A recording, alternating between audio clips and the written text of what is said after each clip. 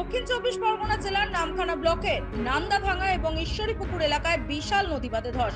আতঙ্কে এলাকাবাসীরা প্রায় 100 মিটার নদীবাঁধে ধস নামায় ঘুম উড়েছে দক্ষিণ ঈশ্বরীপুর এলাকার মানুষজনের। অন্যদিকে নান্দাভাঙা এলাকার মানুষজনের আশঙ্কা, বারবার হাতানিয়া দোয়ানিয়া নদী থেকে প্রতিদিন শতাধিক বাংলাদেশি জাহাজ যাতায়াত করায় তার প্রভাব পড়ছে নদীবাঁধে এবং তার ফলে প্রতিবার নদীবাঁধ ভাঙছে। সেখানেও প্রায় 200 মিটার নদীবাঁধে ফাটল। দুটি এলাকার মানুষ আতঙ্কে দিন গুনছে।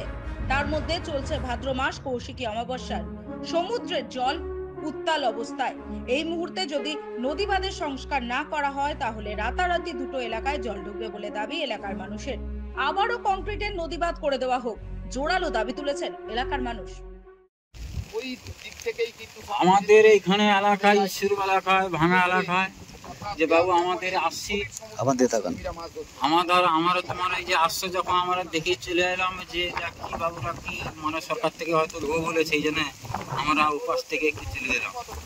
তো আইসে যখন দেখি না এর বাঁধের পরিস্থিতি ঈশ্বরপুরটা পুরা চলে যায়, আর চাষবাসের হবে না, সব ক্ষয়ক্ষতি হবে। কতটা নদীবাঁধ ধস নিয়েছে?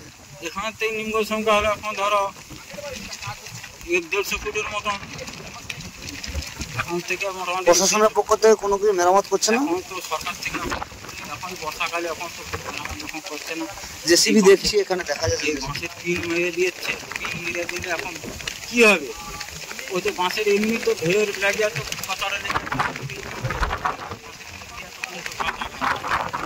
অতিরিক্ত বৃষ্টির জন্য এটা হয়েছে। আমরা ইরিগেশনের ডিপার্টমেন্টে খবর দিয়েছি, ওরা কাজ করেছে আর ওরা টহলদারি দিচ্ছে। সব কিছু আমরা ব্লকের সঙ্গেও যোগাযোগ করেছি এবং ইরিগেশন ডিপার্টমেন্টে ওরা কাজ করছে। এলাকার মানুষের হচ্ছে ওই জন্য বর্ষার সময় এমনিতে যত ভালো কাজ করবো না কেন একটু তো গুণগত মান খারাপ হয়ে যায়, কারণ অতিরিক্ত বর্ষা মাটির ইটা এখনও নিতে পারছে না, সঙ্গে সঙ্গে ধসে যাচ্ছে। এখন তো ভরা অমাবস্যার কোটালে এই সময় যে ধসটা নিচ্ছে জন্য মেরামতির কোনো ব্যবস্থা করছেন? হ্যাঁ, ইরিগেশনের খবর দিয়েছি, ওরা গেছে, কাজ কন্টিনিউ চলছে। আপনার নাম? প্রিয়াঙ্কা দাস, নারায়ণপুর গ্রাম পঞ্চায়েত প্রধান।